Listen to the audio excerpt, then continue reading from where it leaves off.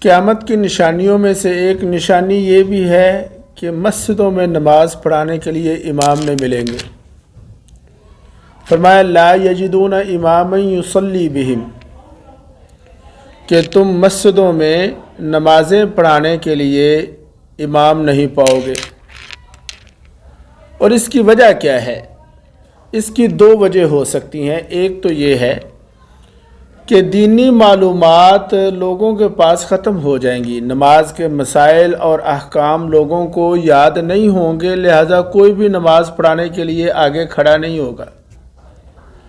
اور دوسری اس کی وجہ یہ ہے کہ امام کے ساتھ، خطیب کے ساتھ عوام کا رویہ،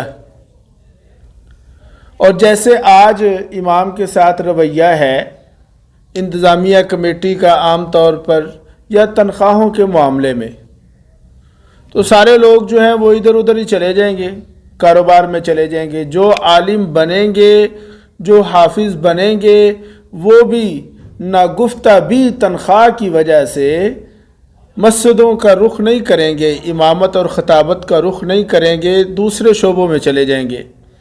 جب یہ لوگ دوسرے شعبوں میں چلے جائیں گے تو پھر آپ سمجھ سکتے ہیں کہ وہی نشانی کہ لا یجدون اماما یصلی بہم، کہ نماز پڑھانے کے لیے امام نہیں ملیں گے۔